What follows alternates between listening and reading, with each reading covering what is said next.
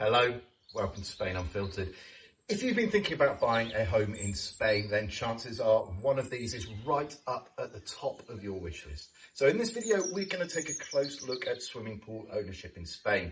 We're going to look at the running costs and maintenance and the pros and cons of owning both private pools, community pools, and of course of living next to the biggest swimming pool of them all. But we're also going to answer a very, very serious question. Water shortages are becoming an increasing problem in Spain. So in 2025, is it really sensible to own a swimming pool in Spain? So let's start by looking at private pools. And of course, the benefits are obvious. They're right outside your front door. You can use them whenever you want and however you want. You're not subject to the same restrictions that you would be with a shared pool. If you want to run around it, bomb in it, have a pool party, do some heavy petting, well, then you can. It's yours to use however you want. If you just want to lie next to it with a cold drink, you can do so with privacy and peace and quiet. And don't forget, because so few people are using the pool, you can dial down the use of the chemicals and not leave it every time with bright red eyes. But of course, everything does come with a downside. A private pool is an expensive luxury that needs to be looked after. A typical 8x4 metre pool will probably cost anything from 12 to 15,000 euros upwards to build, but then it has to be maintained.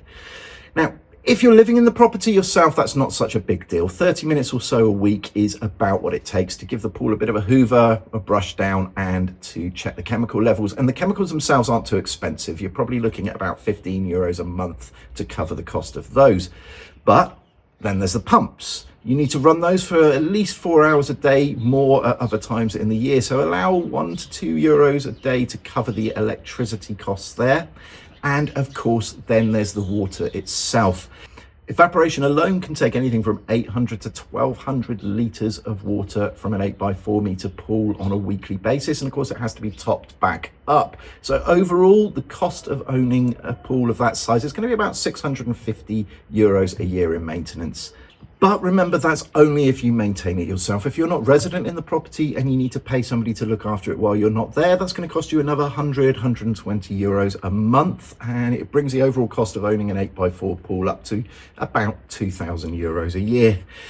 And I'm sorry to say, it doesn't end there.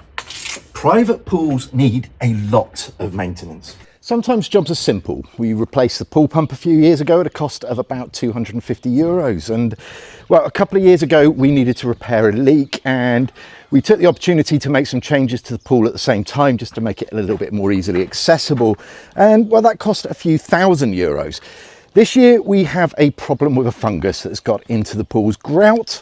And well, I've been quoted about €1,200 to fix it, but to do that, I have to throw away about €250 of water. So if a private pool isn't right for you, how about a communal swimming pool? Communal pools are owned by a community of properties. I'm not going to go into too much detail about that in this video, but it basically means that you own a share of the pool as well as all of the other communal assets within that community.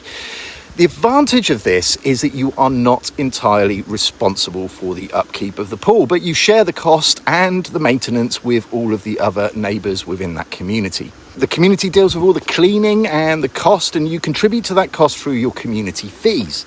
Now, the cost of this varies considerably. It depends on the number of properties in the community and any other assets that need to be maintained through those community fees, like parks or security. I've seen pools which are shared by a handful of properties, with one of the neighbours kindly volunteering to keep it clean, where the community fees are only a couple of €100 a year. I've also seen pools in communities where there are considerable other assets to look after, like gardens and gyms, security, etc., where the fees aren't that much in a month alone.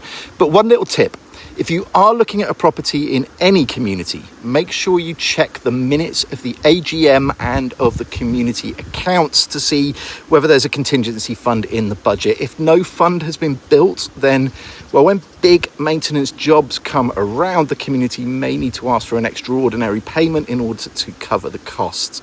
So while communal pools are a relatively cheap and stress-free option over private pools, they of course have their downside. You are not free to use them as and when you wish, but rather you have to abide by the community rules.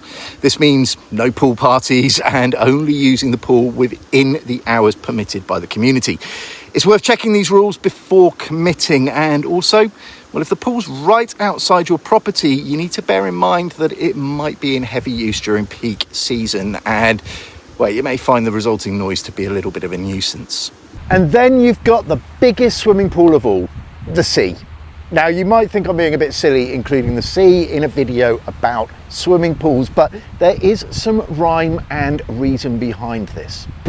While the sea and the beach is free to use, of course, the closer you get to it, the more expensive properties become. And therefore, it's perfectly reasonable to consider foregoing a swimming pool altogether and using the money you save to buy a property closer to the beach. Properties which are by the beach are almost always in high demand, so it could be a good move to invest in one, knowing that you have something that could easily be sold on in the future, but without having all of those monthly costs. And as we head into the future, not owning a swimming pool might prove to be a very sensible move. Southern Spain is a very arid region, and in recent years we've seen increasing populations and hotter summers. So there's a very real risk that in the future we might see more and more water shortages. Of course, if there is a severe water shortage, then swimming pools are a luxury that will be top of the list of non-essential water usages. In recent years, we've seen bans on the filling of swimming pools in Andalusia. We came very close to a similar ban here in Alicante. As I understand it, the bans have been on the complete filling of a swimming pool, not just topping it up, and it is possible to order a truckload of water to be delivered if you need to fill a swimming pool. But if you're to do that, make sure you check the quality of the water, because agricultural water is certainly not drinking water. Spain has excellent water management infrastructure. They're constantly investing in desalination plants, canals and reservoirs to make sure they stay ahead of that demand. But, well, swimming pools are certainly not going to get cheaper as we head into the future, and there's a very, very real chance that they're going to get more expensive all the time. So there you have it, the different options of pool types and some considerations to keep in mind when deciding which is the best option for you. Now, if you're thinking about buying a property in Spain, please do check out my book, Chasing the Sun. It is packed full of all of the information you need to know about buying property and moving to Spain. The link is in the description below, and if you use the code AGU20, you will get a 20% discount at checkout.